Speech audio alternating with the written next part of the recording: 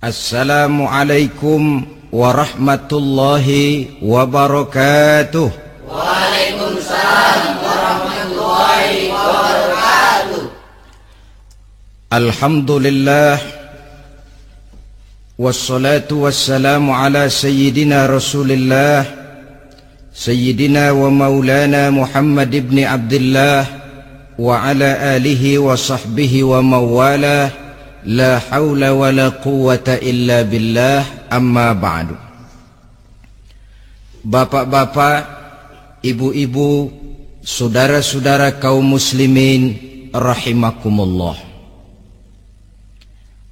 Sudah menjadi keyakinan dalam kehidupan kita bahwa segala yang ada permulaannya tentu akan ada penghabisannya. Setiap yang punya awal mesti akan punya akhir. Tidak ada keabadian dalam kehidupan dunia ini.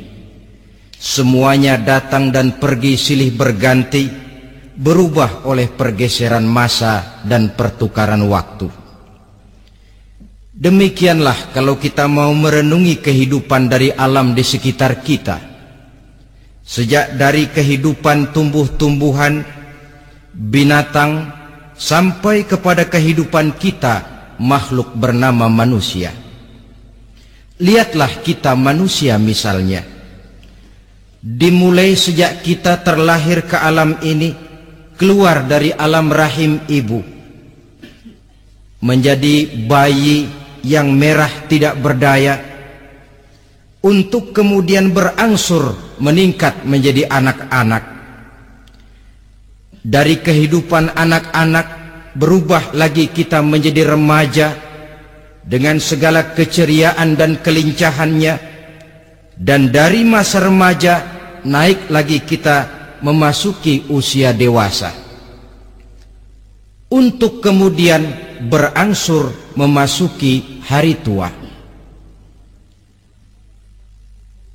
Lalu setelah kita memasuki hari tua, sehari, seminggu, sebulan, setahun, sampailah kita kepada batas waktu yang telah ditentukan oleh Allah, yang dinamakan ajal, dan bertemulah kita dengan yang disebut maut.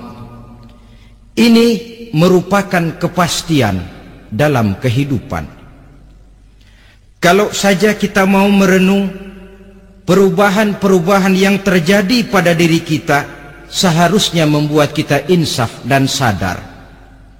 Di kala remaja kita begitu lincah, punya rambut yang hitam ikal berderai, punya lesung di pipit, punya senyum yang indah menawan setiap orang yang melihat, punya kulit yang kencang dan bersih. Manakala kita memasuki hari tua, perubahan frontal pun terjadi. Kulit mulai jadi keriput, rambut yang tadinya hitam ikal berderai mulai memutih, nikmat berkurang, gigi yang tadinya utuh dan sanggup mengunyah apa saja, satu demi satu permisi meninggalkan kita. Sangat boleh jadi dikala remaja kita senyum semua orang terpikat, dikala hari tua dengan kulit yang keriput dan gigi yang tidak ada lagi, manakala kita senyum mungkin orang bakal lari dari sekitar kita. Kemana keindahan yang tadinya begitu menawan? Kemana senyum lesung pipit yang tadinya menarik perhatian orang? Pergi meninggalkan kita, berubah oleh pergeseran masa dan pertukaran waktu. Nah, bila maut datang menjemput kita, selesailah kehidupan sampai di situ? Ternyata belum. Kalau lahir merupakan perpindahan hidup dari alam rahim ke alam dunia, maka mati hakikatnya merupakan perpindahan hidup dari alam dunia ini ke alam kehidupan yang berikutnya yang dinamakan dengan alam barzah. Andai kata hidup cuma sekali, secara moral kita sanggup berkata, alangkah tidak adilnya Tuhan. Kenapa? Dalam kehidupan ini kan aneka ragam terjadi. Ada orang yang zolim, ada orang yang dizolimi. Ada orang yang membunuh, ada orang yang terbunuh. Ada orang yang kaya, ada orang yang miskin. Ada orang yang jujur, ada orang yang menghalalkan segala cara. Sehingga banyak ketidakadilan yang terlepas daripada pengadilan dunia. Lalu orang pun bilang, di dunia ini katanya banyak pengadilan tapi sulit keadilan. Di dunia ini mudah mencari pengadilan tapi sulit untuk mencari ketidakadilan. Andai kata hidup cuma sekali, tidak akan ada hidup sesudah hidup yang sekarang ini. Bagaimanakah nasib mereka yang lepas dari pengadilan dunia ini? Alangkah tidak adilnya Allah, andai kata tidak ada kehidupan sesudah hidup yang sekarang. Tentulah akan terjadi di mana orang menghalalkan segala macam cara untuk mencapai tujuan. Yang penting kan saya kaya, yang penting kan saya punya jabatan dan kedudukan tinggi. Kalau perlu jilat atas, jilat atas. Kalau perlu sikut kiri kanan, sikut kiri kanan. Kalau perlu injak bawah, injak yang bawah. Ini prinsip daripada orang-orang komunis, dan pantas karena mereka tidak percaya kepada kiamat. Pantas karena mereka tidak percaya akan adanya kehidupan sesudah hidup yang sekarang ini. Maka saya menghimbau kepada seluruhnya, kita sudah kadung menyepakati negara ini berdasarkan Pancasila. Kita sudah kadung konsensus bahwa PKI dengan seluruh ajarannya tidak punya hak hidup di bumi Pancasila yang kita cintai ini. Maka salah satu ajaran PKI tujuan menghalalkan cara. Kita orang Indonesia yang berbudi pekerti luhur, yang punya nilai budaya tinggi, janganlah sampai mencaci PKI, membubarkan PKI, mengutuhkan PKI, tapi dalam kehidupan sehari-hari prakteknya prinsip komunis kita pakai. Apa itu? Tujuan menghalalkan cara. Asal sudah tujuan tercapai, cara apapun saja halal. Itu pandangan hidup orang yang tidak percaya kepada adanya hari akhirat. Sebagai muslim yang yakin akhirat ada, kiamat pasti akan datang. Hidup tidak cuma sekali. Maka kalau kita zalim, kalau kita berbuat aniaya, kalau kita melakukan korupsi, kalau kita merugikan orang lain, boleh jadi kita terlepas daripada pengadilan dunia. Tapi ingatlah, kita tidak akan pernah lepas dari pengadilan Allah, pengadilan Qadhi Rabbul Jalil, di mana kita akan diadili dengan seadil-adilnya, dan tidak satu perbuatan yang bersifat salah, yang bagaimanapun kecilnya, yang akan lepas dari pengadilan di akhirat itu nanti.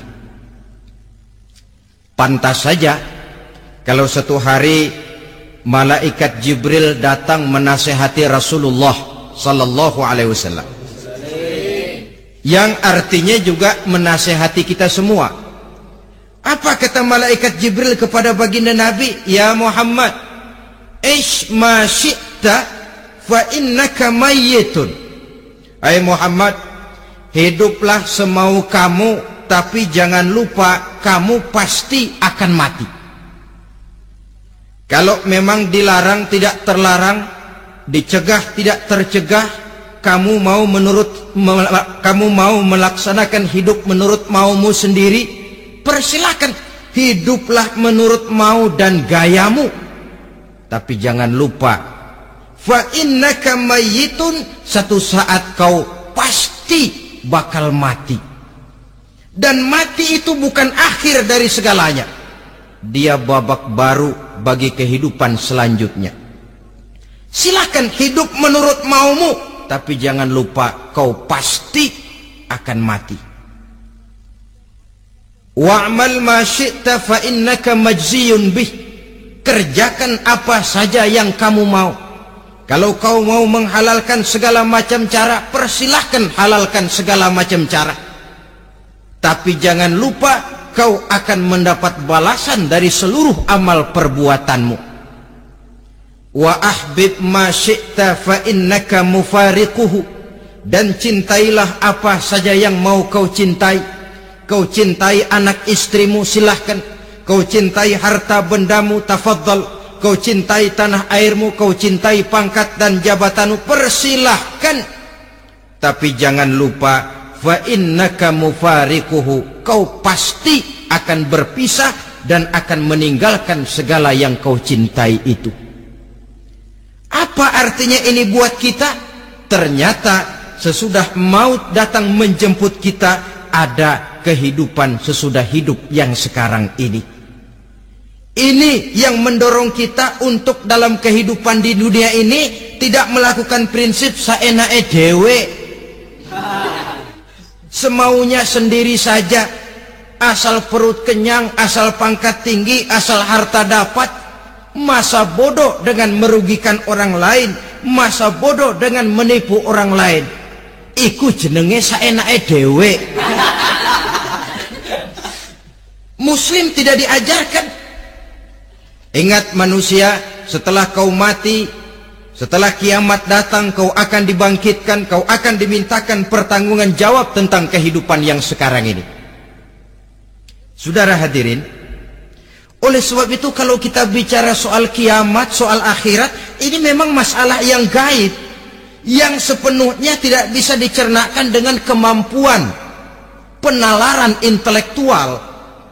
Dasar di dalam membicarakan ini tidak lain adalah iman kita kepada Allah Subhanahu wa ta'ala. Bukan cuma zaman sekarang, dari zamannya Nabi. Orang itu kalau sudah bicara kiamat, bicara akhirat, ada yang ragu-ragu, ada yang menolak sama sekali. Bukan dari zaman sekarang, dari zaman dulu. Pernah kok satu saat Rasulullah itu dakwah menceritakan, saudara-saudara, akan terjadi kiamat di mana Allah akan membangkitkan manusia dari kuburnya untuk memintakan pertanggungan jawab. Ini dalam dakwahnya Nabi pidato macam itu. Apa reaksi orang? Yang beriman ya mantap, tapi yang tidak beriman, bajingan-bajingan Quraisy ini, mereka bertepuk tangan, mengejek, mencaci. Malahan ini yang luar biasa, ada dua orang kafir namanya Ubay bin Ka'ab dan Al-As bin Wa'il. Mendengar pidato macam ini, mereka buru-buru pulang ke rumah. Ngapain? Ngambil pacul. Lalu berangkat nyari kuburan tua. Dia gali itu kuburan. Tulang-tulangnya diangkut, dibawa ke depan Nabi. Ya Muhammad, tulang-tulang yang udah hancur begini, siapa yang bisa ngidupin lagi? Yang macam-macam aja kamu Muhammad, nggak rasional, nggak masuk akal. Allah menjawab. Apa kata Allah? Wa daraba lana mathalan wa nasiya khalqah. Qala man yuhyil 'izama wa hiya ramim. Qul yuhyiha alladhi ansha'aha awwala marrah wa huwa bikulli khalqin 'alim. Mereka memberikan perumpamaan kepada kami, kata Allah. Mereka melupakan asal kejadiannya. Mereka bertanya, siapa yang sanggup menghidupkan tulang belulang yang sudah hancur kayak begini? Qul yuhyiha alladhi ansha'aha awwala marrah. Katakan kepada mereka Muhammad, yang akan menghidupkannya adalah Dia yang telah menciptakannya pertama kali dulu. Kalau Dia sanggup menciptakan, Dia tentu lebih sanggup lagi untuk mengembalikan reproduksi ciptaan itu sebagaimana semula. Yang paling kasihan yang ragu-ragu. Akhirat itu ada apa enggak sih? Kiamat itu ada apa enggak sih? Lantaran ragu-ragu, terombang-ambing dia antara harapan dan putus asa, antara kenyataan dan idealisme. Ada yang buta sama sekali 100% terhadap keadaan-keadaan sesudah mati. Perhatian mereka hanya tercurah kepada kehidupan sebelum mati. Yang mereka perhatikan siang dan malam tidak lebih daripada urusan perut. Pergi pagi, pulang sore, peras keringat, banting tulang.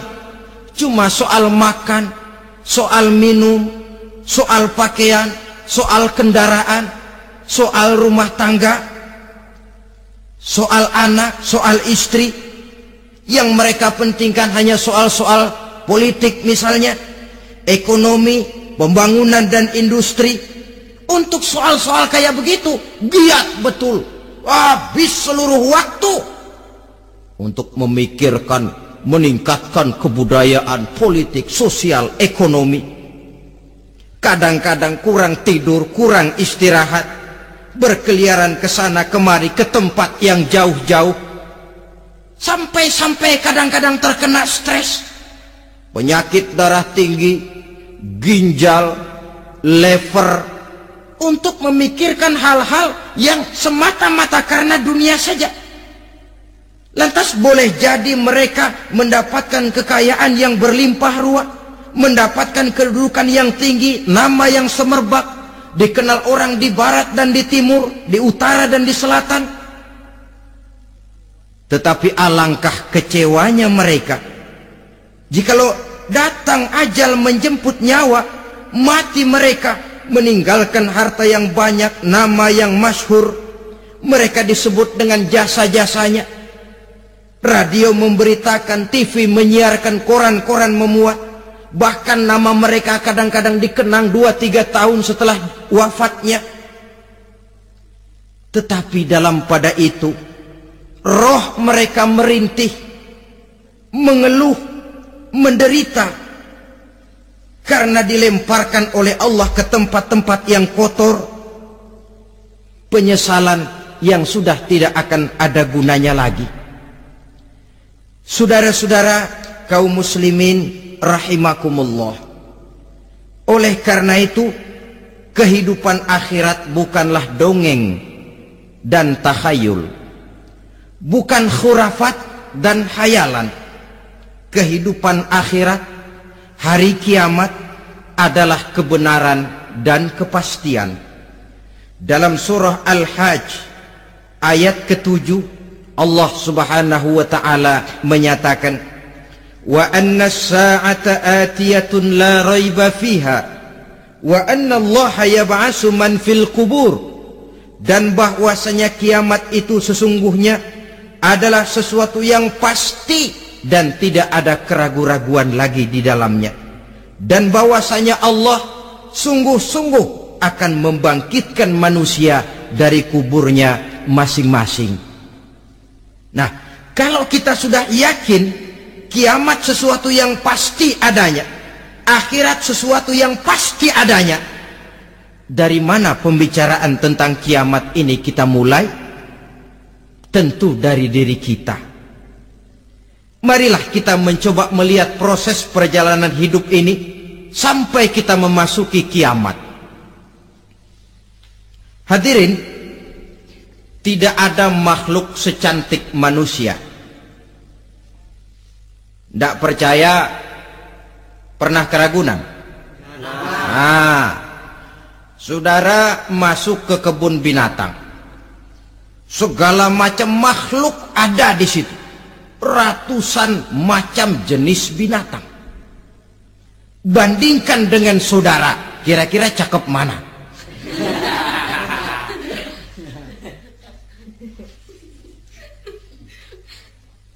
Dari seluruh makhluk yang diciptakan Allah itu, manusia fi ahsani taqwim, dalam bentuk yang paling sempurna, sejak susunan biologis sampai kemampuan berpikir. biologis kita ya Allah. Diciptakan kita begini rupa. Diberikan 2 kaki untuk berjalan, 2 tangan untuk bekerja. Diberikan 2 mata, dua-duanya di depan. Pernah saudara mikir kalau mata kita yang satu di depan, yang satu di belakang? Rasanya nggak laku kacamata itu.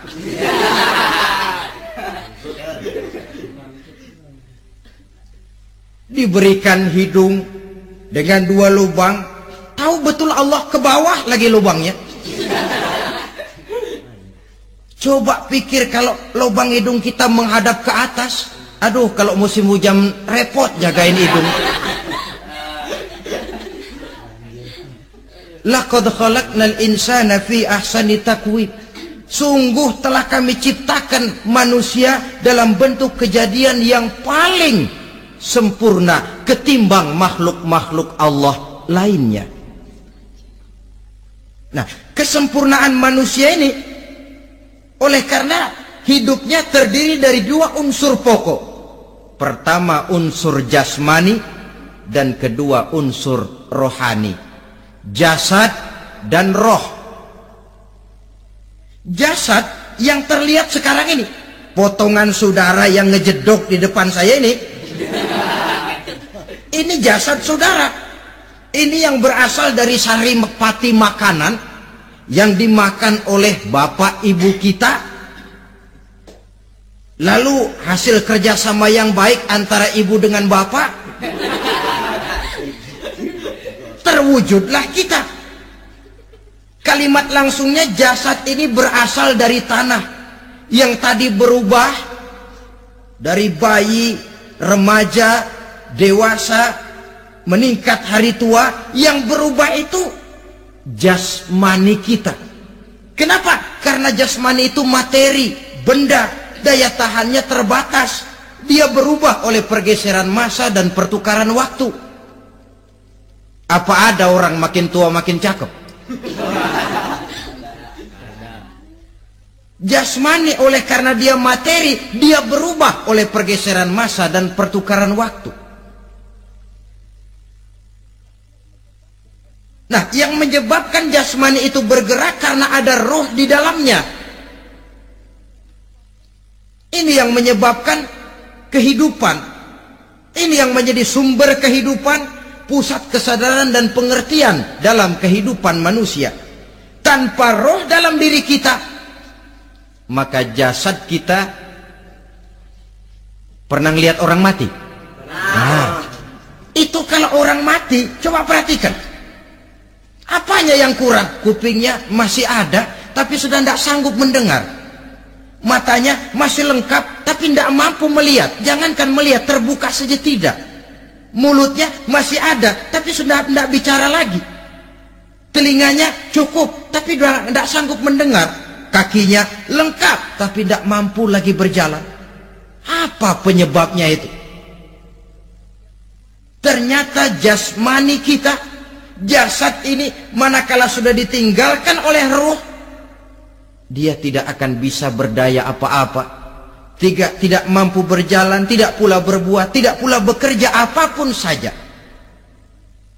Saudara-saudara, dua-duanya punya kebutuhan. Jasmani ada kebutuhannya, rohani pun ada kebutuhannya. Jasmani yang jelas perlu makan, perlu minum, perlu tidur, perlu pakaian, dan sebagainya. Nah, apabila saat berpisah datang, ajal sampai, berpisahlah roh dan jasad. Dan itulah yang dinamakan dengan maut. Jadi apa sih mati itu? Mati adalah berpisahnya roh dengan jasad. Sebab itu Islam sangat menganjurkan kita untuk banyak-banyak mengingat mati. Bagaimana caranya mengingat mati? Pertama, mati itu kan pasti. Kira-kira yang hadir di sini ada yang nggak mati nggak kira-kira? Semuanya bakal mati kan? Berani? Berani. Sekarang mau? Saudara, sebenarnya kalau kita merenung lebih jauh, orang itu tidak perlu takut mati. Walaupun tidak boleh terlalu berani menghadapi mati. Karena bagaimanapun takutnya kita kepada mati, toh dia pasti datang. Bagaimanapun beraninya kita mati, kalau belum ajal, ya tidak mati juga. Jadi muslim itu kan harus berani menghadapi hidup dan tidak takut menghadapi mati. Mati adalah sesuatu yang pasti. Muslim dianjurkan banyak-banyak mengingat mati dalam kehidupan. Caranya bagaimana? Pertama, berziarah nengokin teman yang sakit. Ya? Suka nengokin teman yang sakit enggak? Oh, itu pahalanya kata Nabi. Menengok orang yang sedang sakit lebih afdol daripada sholat sunnah 1000 rakaat. Apa pernah saudara sembahyang sunnah sampai 1000 rakaat? Nengokin orang sakit pahalanya lebih afdol daripada itu. Kenapa menengoki orang sakit mengingatkan kita kepada mati?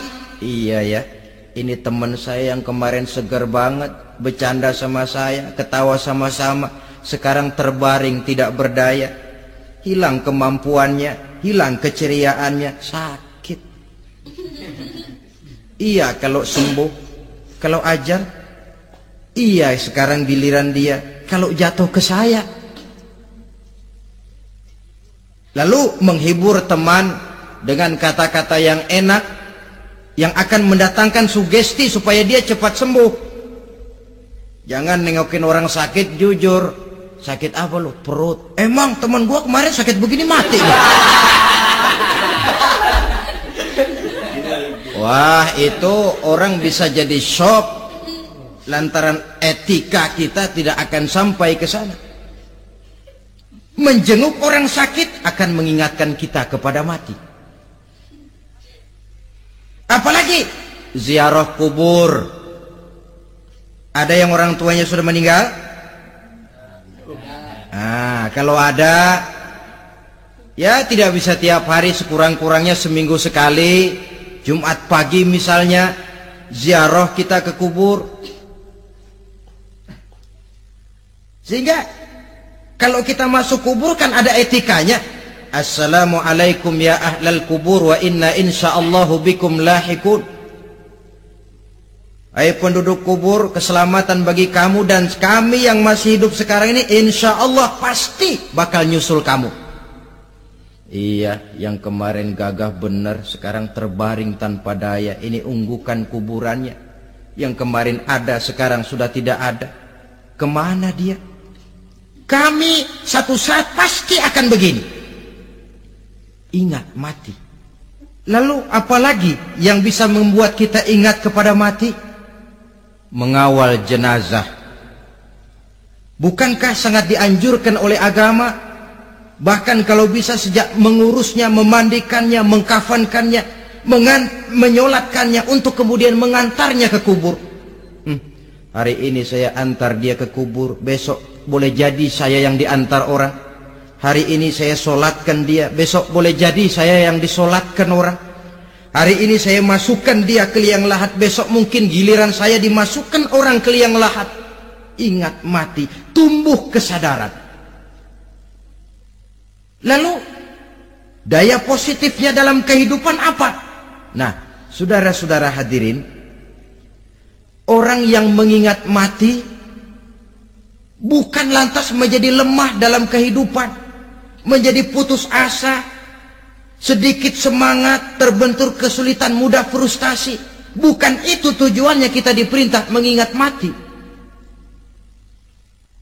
Jelasnya Islam menganjurkan kita untuk mengingat mati guna maksud-maksud yang positif, supaya orang lalu sadar hidup ini cuma sebentar.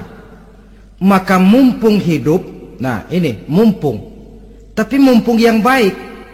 Mumpung hidup, maka hidup yang singkat ini harus saya pergunakan dengan sebaik-baiknya, melakukan kebajikan yang sebanyak-banyaknya, menjauhkan rasa malas, menunggu keajaiban yang datang dari langit, berleha-leha, bermain-main, sementara maut kalau dia datang tidak pernah main-main. Pantas kalau seorang penyair bernama Syauqi memesankan, tazawwad bittaqwa fa innaka la tadri idza hanna al-lailu hal ta'ishu ila al-fajri, kam min sahihin mata min ghairi illatin wa kam min alilin 'asha hinan min ad-dahri. Persiapkan dirimu dengan takwa, sebab kamu tidak tahu apabila malam datang kamu masih bisa hidup apa enggak besok pagi. Apa ada jaminan saudara yang kumpul di depan saya malam ini besok masih bisa hidup? Tidak. Ada jaminan? Tidak. Tidak ada sama sekali. Kam min sahihin mata min ghairi illatin. Berapa banyak orang sehat mati nggak pakai sakit lagi. Sebabnya kadang-kadang ringan saja. Ada yang cuma jatuh di kamar mandi mati. Ada yang cuma ketiban pensil. Iya, kalau ketiban pensil 3 peti masa nggak mati. Ta'addadatil asbab wal mautu wahid. Sebabnya boleh jadi macam-macam, tapi mati satu juga, yaitu mati. Dia seperti kelapa yang terlalu tua jatuh ke bawah, yang kembang baru keluar pun jatuh ke bawah. Itulah mati. Dia datang menjemput yang bayi, dia datang mengambil yang anak-anak, dia datang juga kepada yang remaja, kepada yang dewasa, kepada yang tua sekalipun. Jangan yang remaja lalu berpikir, gua rasanya masih jauh banget mau mati. Ini sesuatu yang pasti yang kita tidak pernah diberitahu kapannya. Kalau dikasih tahu kapannya kan kita bisa, umpama malaikat maut datang ke rumah saya, saudara Zainuddin kau mati 80 tahun lagi. Wah, saya kan berhitung, masih lama, poya-poya aja dulu Tapi ini tidak pernah diberitahu kepada kita. Lantaran tidak diberitahu itulah kita perlu bersiap-siap dengan selalu mengingat-ingat mati yang mendorong kita untuk berbuat positif. Satu contoh peringatan mati yang mendatangkan positif pada peristiwa ketika turun perintah hijrah. Ketika di Mekah sudah terpepet turun perintah hijrah. Ini sahabat yang berangkat hijrah, jangan dikira semua bulat hati. Ada yang mikir, kalau saya hijrah berangkat dari Mekah ke Madinah, nanti di tengah jalan dicegat oleh kafir Quraisy lalu dibunuh, mati saya. Takut mati. Allah peringatkan, kullu nafsin za'iqatul maut. Kamu disuruh hijrah saja takut mati, padahal kamu tahu semua yang hidup bakalan mati. Diam saja di Mekah mati, hijrah ke Madinah pun akan mati. Mendengar ayat ini, Sayyidina Umar bin Khattab seperti dibakar semangatnya. Kalau sebagian sahabat hijrah sembunyi-sembunyi, beliau mau hijrah itu malah bajingan Quraisy dikumpulkan dekat Ka'bah. Pidato, ya ma'syara Quraisy, dedengkot Quraisy, dengerin. Besok pagi yang namanya Umar bin Khattab mau hijrah dari Mekah ke Madinah. Siapa yang kepengen kepalanya berpisah dengan badannya, persilahkan cegat Umar di jalanan. Besok dengan tenang dia berangkat hijrah, gak ada yang berani nyegat. Tuh Quraisy juga barangkali mikir, gue ngapain nyegat penyakit. Begitu ingat mati, timbul semangat juang, timbul semangat berbuat. Ini ingat mati yang positif, bukan yang melemahkan semangat. Dah jangan kerja rajin-rajin dah, lu bakalan mati. Ini ingat mati yang salah pasang. Ingat mati seharusnya mendorong manusia untuk berbuat lebih tekun. Allah memberikan peringatan, qul innal mauta allazi tafirruna minhu fa innahu mulaqikum.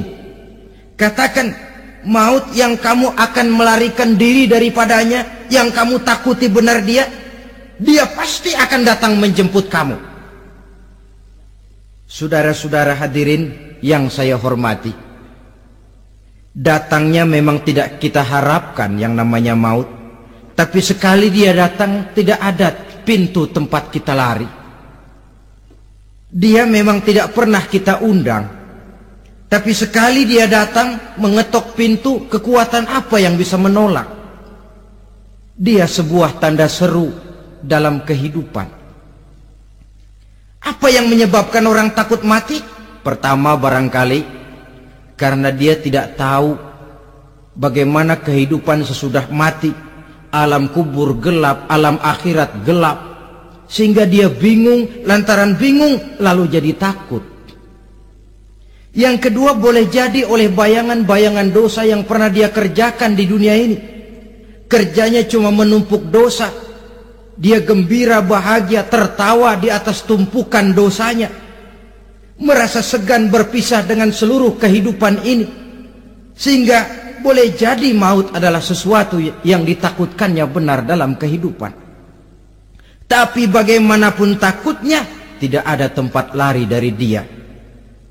Dalam ayat lain Allah jelaskan, "Ainama takunu yudrikumul mautu walau kuntum fi burujim musayyadah." Di mana saja kamu berada, dalam benteng yang paling tangguh sekalipun, maut pasti akan datang menjemput kamu. Nah, bagaimana caranya maut datang menjemput kita? Bila datang dia, sang malaikat pencabut nyawa, malaikat Israel namanya, hendak mengambil roh kita. Dalam suasana macam begitu, di akhir kehidupan dunia, dalam berhadapan dengan sakaratul maut, terbagilah manusia dalam dua bagian besar. Pertama, yang menghadapi sakaratul maut itu dengan husnul khatimah, baik di akhirnya, sehingga pada saat ruhnya berpisah dengan jasadnya, kelihatan dia seperti senyum, mukanya cerah. Bahkan sebelum itu boleh jadi dia sempat meninggalkan pesan-pesan yang baik. Ada yang sempat azan, ada yang sempat baca Quran. Pernah kan nemui orang yang mau mati seperti itu? Yang sempat azan, yang sempat baca Quran, yang sempat meninggalkan wasiat-wasiat yang baik. Sebab apa? Malaikat maut datang menjemput mereka juga dengan baik-baik. Dicabut ruhnya perlahan-lahan, tapi sungguh pun perlahan-lahan. Pedihnya, sakitnya tetap tiada tara. Rasulullah Sallallahu Alaihi Wasallam, dikala beliau hendak berhadapan dengan sakaratul maut, diceritakan mencelupkan tangannya ke dalam gelas berisi air, lalu mengusapkannya ke muka beliau seraya berdoa, "Ya Allah, mudahkan saya dalam menghadapi sekarat ini."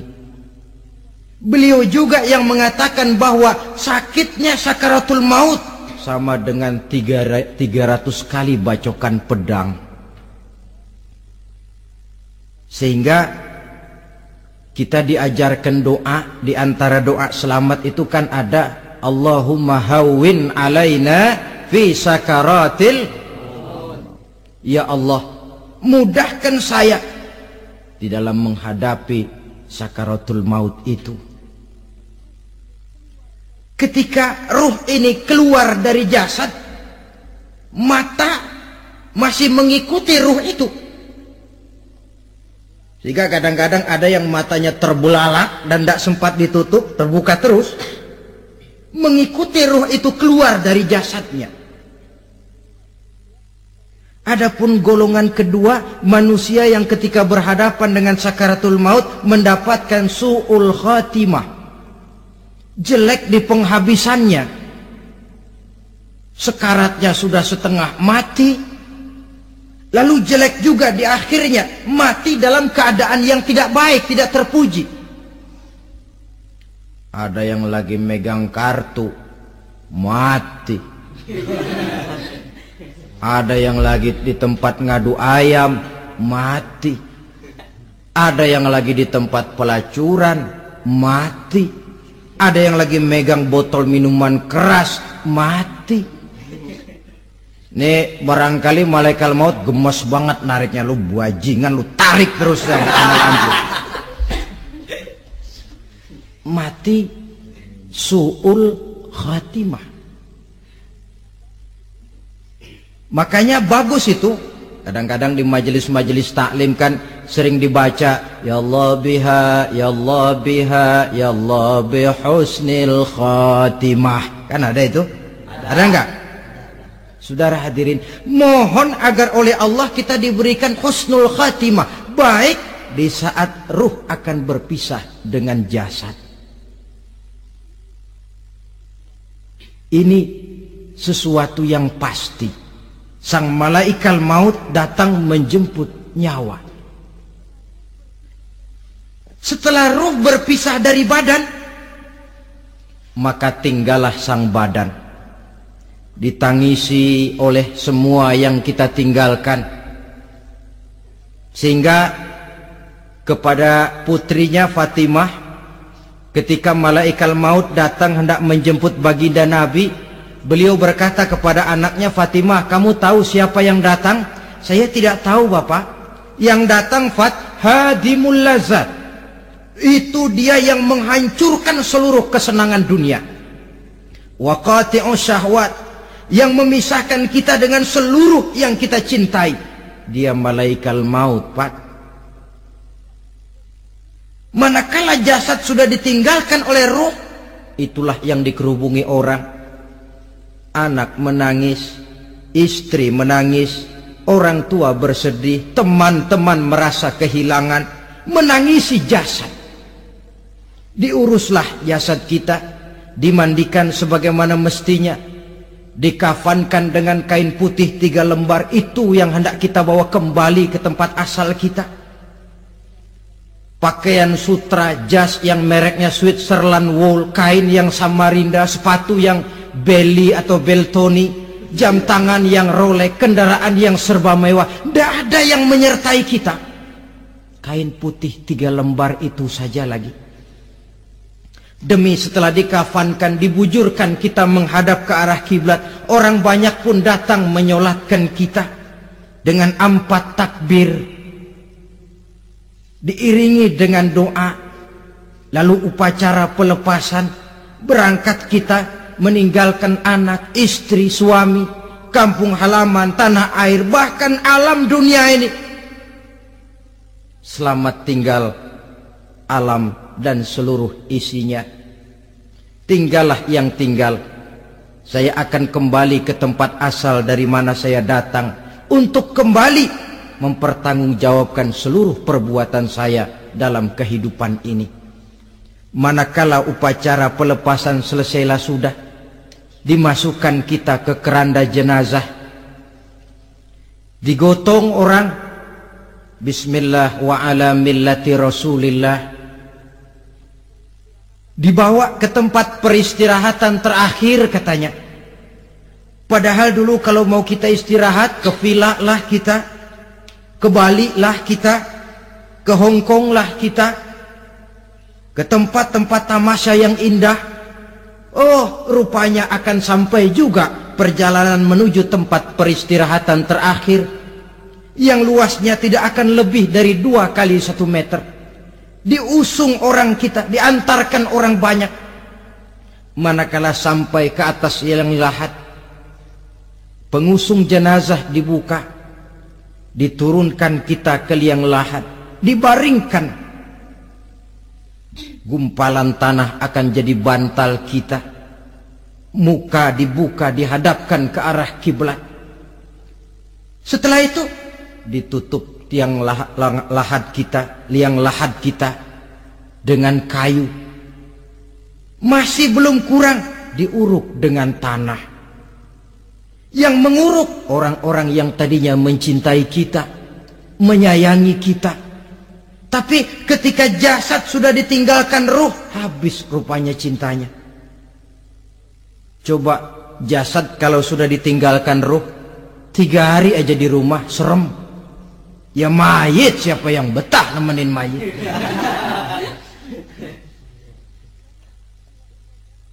Lalu bila upacara pemakaman selesai, maka berusahalah semuanya. Para pengantar akan kembali ke rumahnya masing-masing. Maka masuk kita ke alam kehidupan, yaitu yang disebut alam barzah atau alam kubur. Apa selesai hidup sampai di situ? Tidak. Hanya beberapa langkah setelah yang mengantar kita pulang. Diriwayatkan dalam hadis Bukhari dan Muslim, bila seseorang sudah diletakkan di kuburnya, lalu yang mengantar kembali pulang, maka roh si mayit akan dapat mendengar bunyi terompah orang yang pulang itu. Bunyi terompahnya terdengar. Datang 2 malaikat menanyakan dia dengan pertanyaan-pertanyaan yang kalau bisa dijawab dengan betul. 2 malaikat yang bernama Munkar Nakir akan bilang, jawabanmu betul, tenanglah kau di sini, naumatal arus, tidurlah kau di sini seperti tidurnya pengantin. Orang yang baik-baik di alam kuburnya akan mendapat nikmat kubur, sehingga masa penantian yang lama. Sebab jangan lupa, kita masuk ke kubur itu kan menunggu sampai datangnya hari kiamat. Jadi kalau kiamat umpama masih 1000 tahun lagi, ya 1000 tahun kita menunggu. Orang yang baik-baik penantian di alam kubur, kata malaikat, naumatal arus, tidurlah kamu seperti tidurnya pengantin. Bagaimana sih tidurnya pengantin? Nggak berasa. Iya, kata anak sekarang, endah aja udah. Begitu mendusin pagi, kata lakinya, malam sebentar bener ya Neng. Sebentar betul katanya malam. Ya tentu saja tidak terasa. Kenapa? Dia tidak pernah memikirkan waktu. Terbawa oleh kenikmatan dan kelezatan yang dirasakannya dalam kehidupan.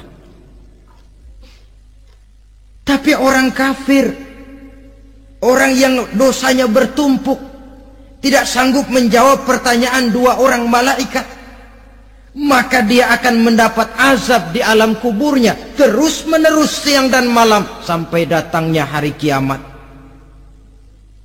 Ibarat maling ayam ketangkep, belum masuk pengadilan udah digebugin duluan.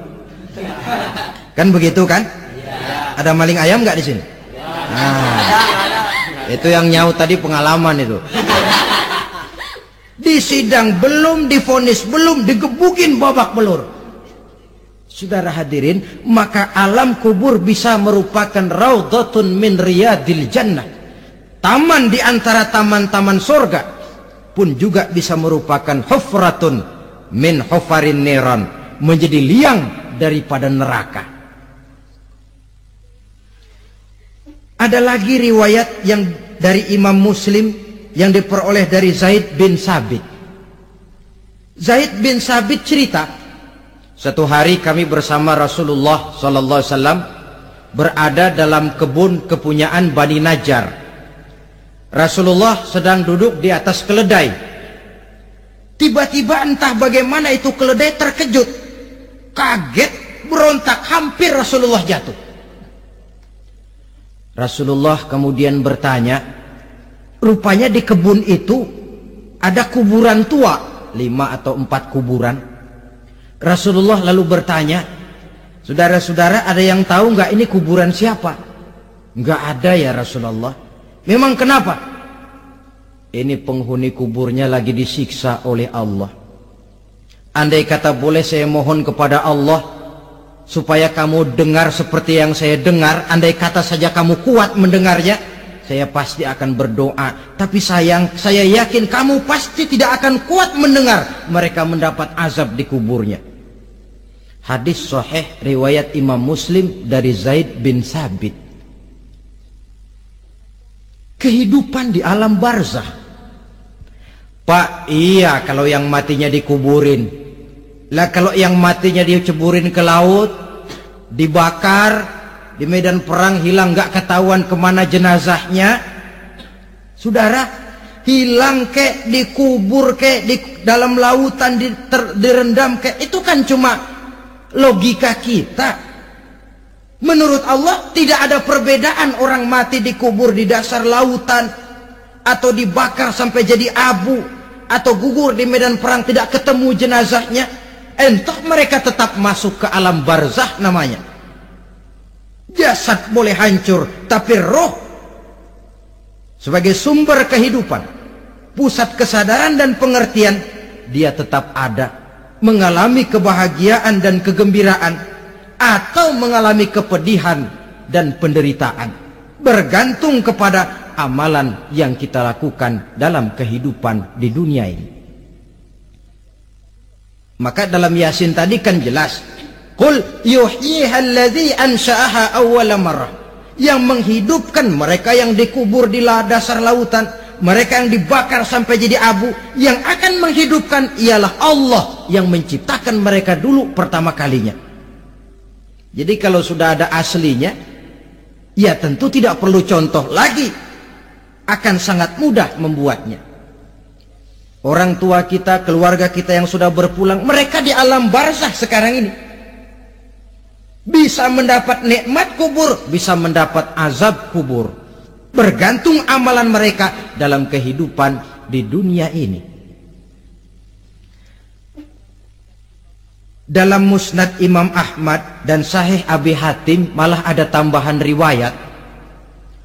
Orang yang banyak kebajikannya di dunia, amalannya akan datang menemani dia. Sholatnya dekat kepalanya, puasa sebelah kanan, zakat sebelah kiri, menghibur dia.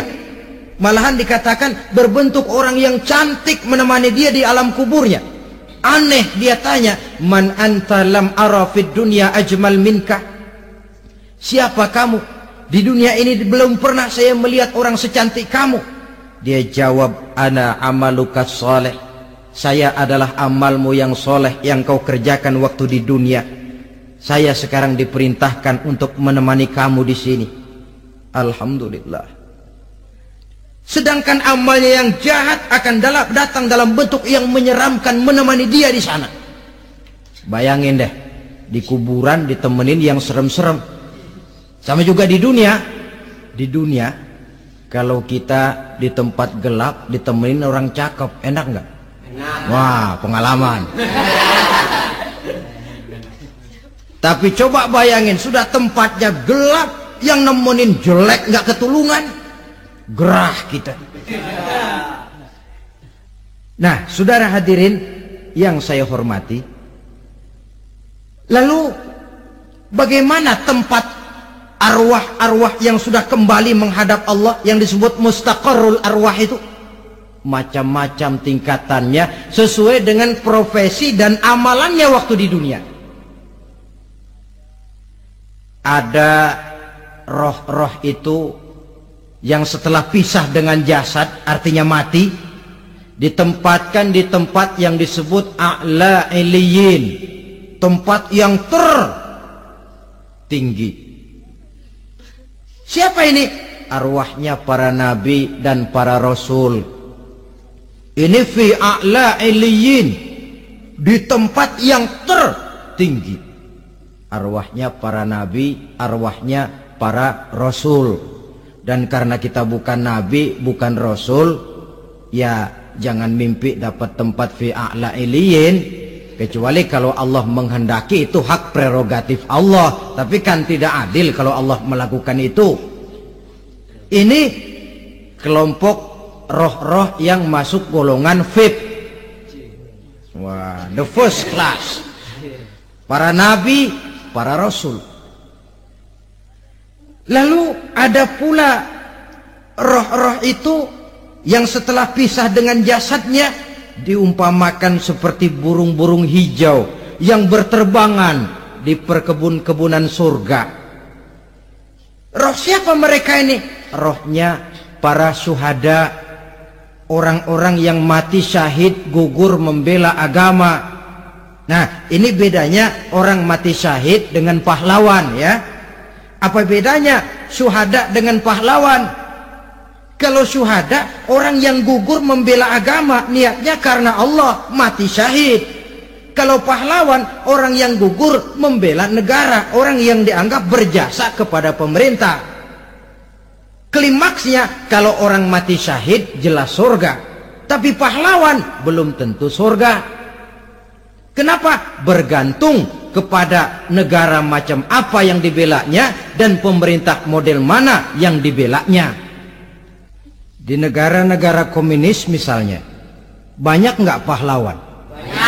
Dengan sekian tanda jasa yang mati di medan perang dan sebagainya. Kira-kira pahlawan komunis masuk surga enggak? Ya, kalau pahlawan komunis masuk surga, kita enggak kebagian kapling di surga barangkali. Inilah bedanya pahlawan dengan orang mati syahid. Kemudian ada pula roh itu yang tertahan di pintu surga. Tertahan di pintu surga. Ini seperti tadi, orang yang mati syahid tapi masih ada kaitan di dunia. Rasulullah pernah ditanya orang, ya Rasul, kalau saya maju ke medan perang bela agama, mati syahid, apa saya masuk surga? Iya, masuk surga. Kecuali kata Nabi, kalau masih punya utang. Nah, tertahan di pintu surga.